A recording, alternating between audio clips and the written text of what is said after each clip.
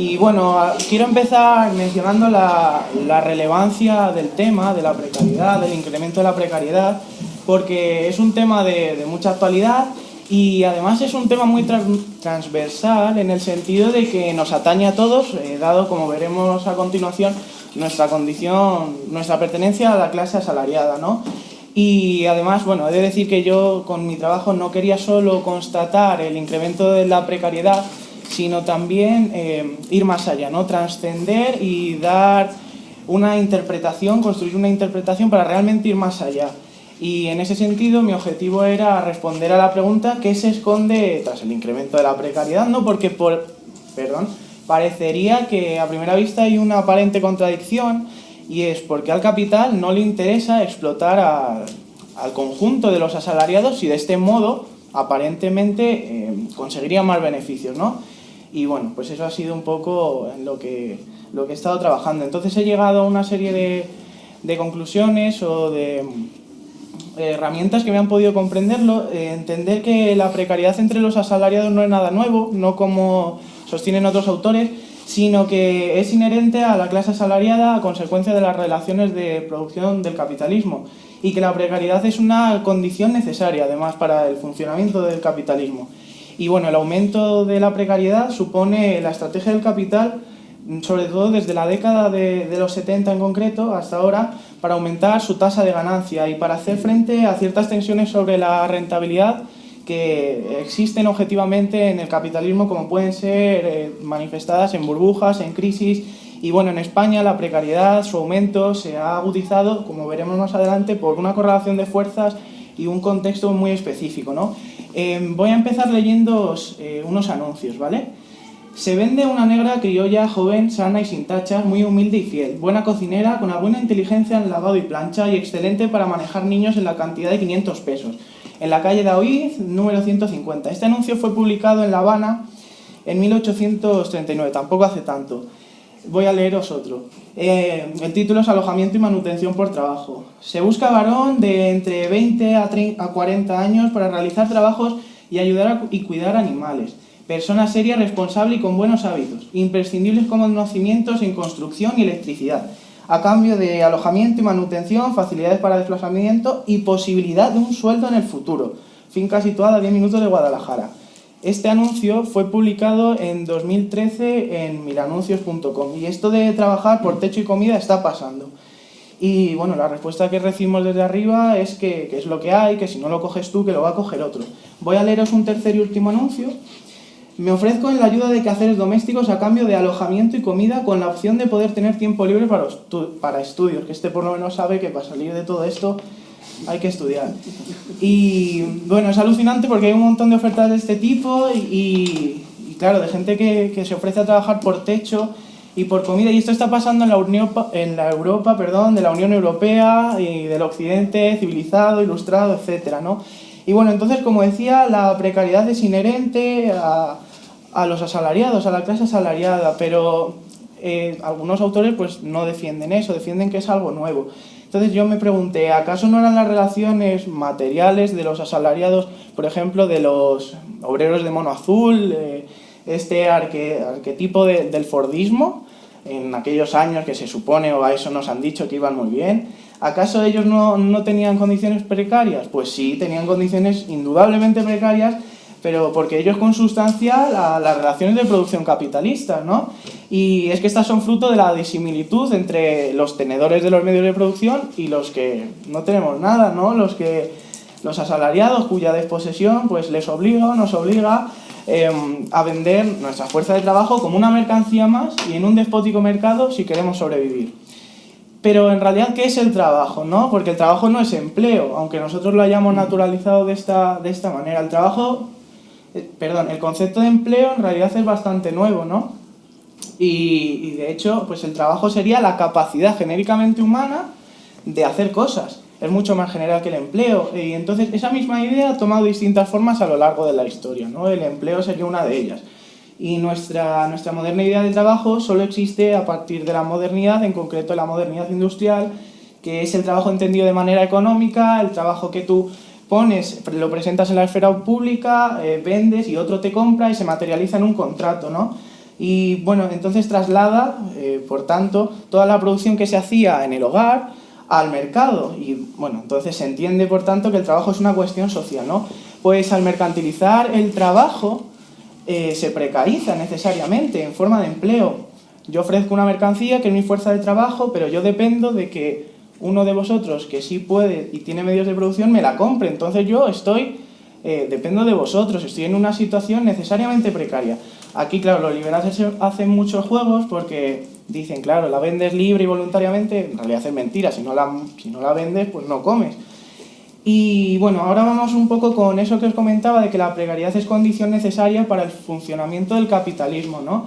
¿Cómo actúa la precariedad? Pues al existir mucha oferta de fuerza de trabajo, ¿no? Porque todos aquellos trabajadores desempleados, en España pues ya sabéis que las tasas de desempleo son penosas, y también subempleados, gente que querría un trabajo con más horas o un trabajo acorde con su cualificación, pues ellos están deseosos de conseguir un empleo o de alcanzar uno más estable, y por tanto los capitalistas pueden permitirse empeorar las ya de por sí precarias condiciones laborales de sus trabajadores y rebajar sus salarios, puesto que existe objetivamente una presión a la baja sobre los mismos, ¿no? Y además eso les permite satisfacer sus necesidades crecientes de fuerza de trabajo.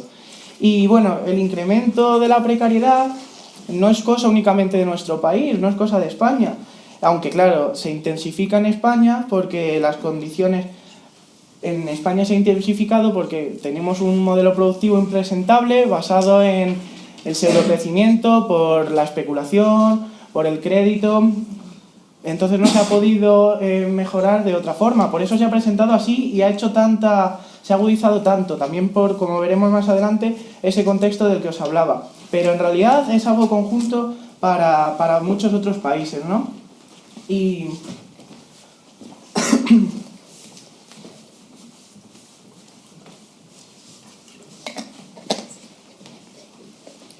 entonces, bueno, ese modelo que os comentaba de pedalear en el aire, pues claro que responde a la división europea del trabajo. También lo estamos viendo, como decía, en Alemania con los mini-jobs, en Inglaterra con los contratos de 0 horas, aquí en España, por ejemplo, con los falsos autónomos, pero que no es algo solo de aquí. Lo que pasa es que están un poco mejor que nosotros estamos un poco mejor que Grecia, en Grecia está un poco mejor, y así todo el rato, pero ocurre lo mismo porque es algo inherente a la lógica del capitalismo. Y bueno, los falsos autónomos que os comentaba, que es una figura contractual, por llamarlo de alguna manera, que ha tenido aquí en España pues bastante apogeo, y muchas personas desgraciadamente trabajan así, y es necesariamente fraudulenta, aunque no de facto. Se permite y se resume la frase: búscate tú la vida, ¿no? En vez de ser un asalariado, eres un trabajador y una empresa te contrata tus servicios y tú te ocupas de todo.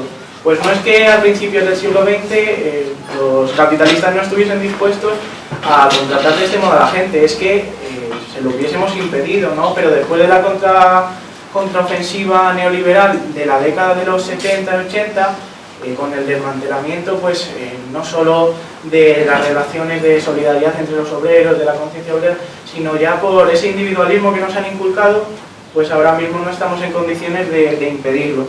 Y bueno, España entró muy tarde en el Estado social y ha salido muy pronto, ¿no? Y bueno, es que este establecimiento de los rudimentos del Estado social estuvo siempre acompasado a los ritmos que exigía Europa, ¿verdad?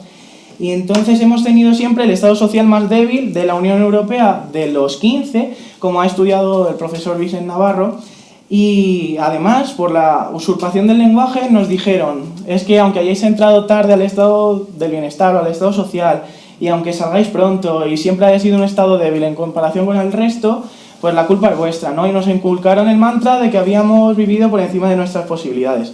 Sospechábamos que era mentira, ¿no? Luego descubrimos que quienes tenían el dinero suizo eran los que nos lo decían. Pero pese a que no es cierto que hayamos vivido por encima de nuestras posibilidades, ya es hora de que nos demos cuenta de que sí que vivimos por encima de nuestras necesidades, ¿no? Y de que por la interiorización de los afectos neoliberales, por ejemplo el consumismo, hemos caído en determinadas ruedas que nos han hecho perder herramientas para defender los derechos que nos quieren robar. Y bueno, por culpa de esta crisis estafa, no deja de ser interesante mencionar que estamos olvidándonos de hablar de la crisis medioambiental, que hay un considerable porcentaje de la Tierra que ya no es habitable y que está contaminado por metales pesados, desertificado, que ya no es vivible, y ello por culpa de la absurda y enferma lógica capitalista, ¿no? También quiero comentar la necesidad de disputar el lenguaje, ¿no? Que es algo que he discutido mucho con Javi en la elaboración del trabajo, y es que creo que hay que disputar términos pues, como gasto social, cuya antítesis es rescate o mercado laboral, incluso ese ha sido quizá el término más conflictivo, pero si queremos ganar la batalla yo creo que no debemos utilizar esos términos, porque claro, es ciertamente penoso y significativo que tras más de un siglo de movimiento obrero, ¿no?, sigamos hablando de mercado laboral, incluso los sindicatos, lo que supone pues la interiorización de que podemos considerar el trabajo como si fuese una mercancía más, vale que actúe como tal, pero no lo es, y si pretendemos defender que no lo es, opino que no podemos utilizarlo, ¿no?, por muy riguroso que sea su lenguaje. Y entonces si nosotros utilizamos ese lenguaje, estamos perdiendo la batalla.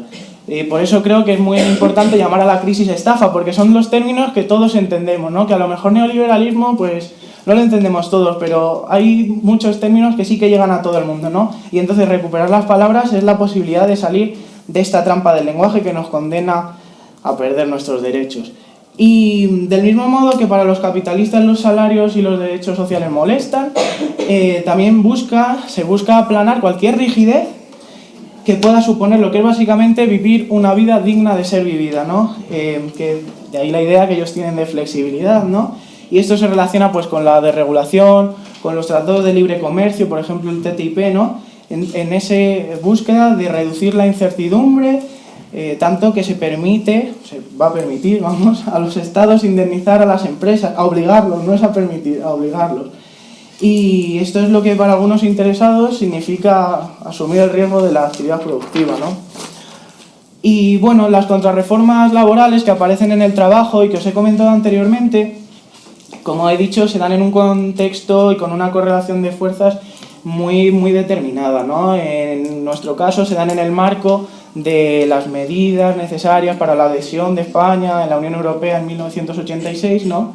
Y se dan simultáneamente a muchas privatizaciones y a procesos tan traumáticos como la mal llamada reconversión industrial, que en realidad fue el desmantelamiento de nuestro tejido productivo y en parte nuestra soberanía económica, y lo que acabó de consolidar pues nuestro papel europeriférico sumamente dependiente y basado en ramas productivas de escaso valor añadido, ¿no? En el resto de la Unión Europea también se llevaron a cabo medidas similares, pero en España se suceden en un corto periodo de tiempo, porque claro, veníamos de una execrable dictadura que no había permitido ningún avance, y además tienen mucha profundidad, mucho calado. Y bueno, por último voy a tratar otro tema, que es cómo el trabajo se instauró como núcleo del constitucionalismo en la segunda posguerra, ¿vale? Ahora veréis que lo entendéis. Y es que se denomina, es curioso porque denominamos derecho al trabajo, o sea, derecho a algo que se había leído culturalmente como una maldición. Y, por ejemplo, en el artículo 23 de la Declaración de los Derechos Humanos se consagra el derecho al trabajo, y en las constituciones europeas más modernas, después de la Segunda Guerra Mundial, Italia, España, se consagra el trabajo como la clave que permite interpretar la propia ciudadanía, ¿no? En el artículo 35 de la Constitución española leemos: todos los españoles tienen el deber de trabajar y el derecho al trabajo, que es curioso cómo en la misma formulación los deberes y los derechos coinciden exactamente en el mismo punto. Y entonces nos encontramos con una paradoja, que es que para ser ciudadanos de pleno derecho tenemos que trabajar, pero cada vez hay menos empleo, ¿no? Y bueno, en la actualidad el trabajo socialmente necesario para producir cada vez más mercancías necesita cada vez menos gente, ¿vale? Eso es algo objetivo, porque el avance técnico lo permite, no tiene por qué ser malo, nos podemos aventajar de ello y trabajar mucho menos, pero claro, al sistema no le interesa. Entonces esto es un problema para él y es lo que se está quebrando. Pero es que sin ser nostálgicos es imposible volver a formas pasadas, porque lo que se dio en los años 60, ese no fue pleno empleo, pero bueno, esas altas tasas de población ocupada se dieron por una correlación muy determinada, como decía, no vamos a poder volver allí, y entonces nos encontramos totalmente desorientados en un mundo donde las finanzas, dominan el conjunto de la vida social y el trabajo va perdiendo cada vez más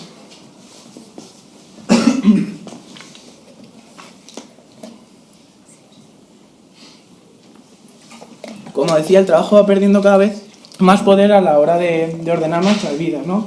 La centralidad en el ordenamiento de nuestra vida. de nuestras sociedades en concreto. Y bueno, pues frente a esto, ahora solo se ha tratado de volver al pleno empleo, pero claro, no se ha conseguido y es que no va a volver. Que no quiere decir que no haya que reorientar la economía hacia un modelo productivo que indague en nuevos espacios de trabajo, como el cuidado, como la economía verde, como rehabilitar edificios, medio ambiente, para salir de esta dependencia del ladrillo y lo que es necesario a su vez para aumentar el valor añadido del trabajo. Nunca más vamos a volver a vivir en una sociedad según la cual tengamos un empleo toda nuestra vida. Esto no lo digo yo, lo dice la Organización Internacional del Trabajo. Dice en un informe que menos del 40% de los asalariados de todo el mundo tienen un trabajo estable indefinido. Dice que ese modelo está en claro retroceso en las sociedades occidentales. Pues bien, la propuesta es repensar el trabajo más allá del empleo, ¿no? El ser humano necesita antropológicamente un ingreso estable y continuo y ser reconocido socialmente, o sea, hacer cosas por las cuales la sociedad, otros, les reconocen por algo útil, ¿no? Pero en el capitalismo nos encontramos que solo es útil aquello por lo cual el capital extrae rentabilidad, extrae plusvalor, ¿no? Entonces lo único que le interesa es lo que se puede vender en el mercado. Tú puedes hacer lo más maravilloso del mundo, pero si no lo puedes vender en el mercado tienes un problema. Así que el capitalismo ha juntado ambas dimensiones. Por un lado no puedes recibir dinero si no es por un trabajo remunerado, que es un trabajo que para el capitalista entiende que es útil porque vas a tener un beneficio. Y al mismo tiempo no hay actividad que pueda considerarse útil si no te pagan por ella. Y entonces hay que dinamitar esa lógica ideológica y hay que conseguir obtener ingresos que no siempre tengan que venir dados por un trabajo que tienes y debemos ser capaces de valorar actividades sociales por las que no te tengan que pagar y garantizar una subsistencia, una vida digna, no subsistir, una vida digna, garantizarlo. Y es que una persona que cuida a sus hijos en casa es inútil para el capital. Sin embargo, esa misma persona en un jardín de infantes es útil para el capital. Y eso, evidentemente, no tiene ningún sentido. Y es que es necesario que se cuiden a niños para la propia reproducción de la vida, ¿no? Pero al capitalismo eso le da igual, solo le importa el beneficio. Y le da igual que un profesor cultive las cabezas de los niños en un instituto privado o fabricar felpudos. En realidad lo único que le importa es si mediante la actividad en cuestión puede obtener un plusvalor. Y bueno, en esta diferencia radica la inherencia de la precariedad a la clase asalariada, ¿no? Por mientras que un capitalista puede vender, pues lo hemos dicho, puede vender sillas, puede vender viajes, puede vender lo que sea, pero es que el trabajador en realidad solo vende una mercancía, que es en última instancia su fuerza de trabajo, ¿no? Eso le condiciona enormemente y en ello su precariedad. Y bueno, entonces si somos capaces de romper esta dinámica, de ahí vendría la idea de la renta básica universal que menciono en el trabajo, podríamos ser ciudadanos aún sin tener un trabajo, ¿no? Y bueno, pues en realidad el empleo es solo un medio de vida, ¿no? Que parece que hay que recordarlo y no un fin. No vivimos para trabajar, vivimos trabajamos para vivir, ¿no? Así que habría que decretar abajo, pues, abolir el trabajo asalariado. Y ya con esto termino, ¿no? Tenemos que pensar esas formas de reconocimiento social, formas de ingreso, de dignidad, nuevos derechos en los que se empiece a valorar el trabajo que se hace y no solo el empleo que se tiene.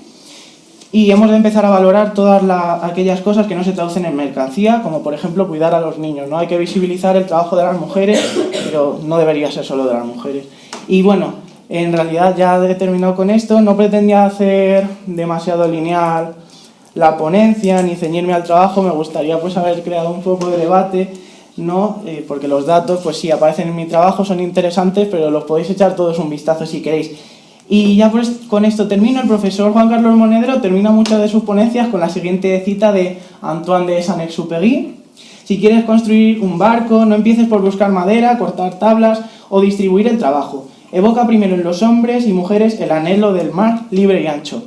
Y yo también espero haber contribuido a crear en vosotros, con mi humildísimo análisis, un poquito de anhelo de mar.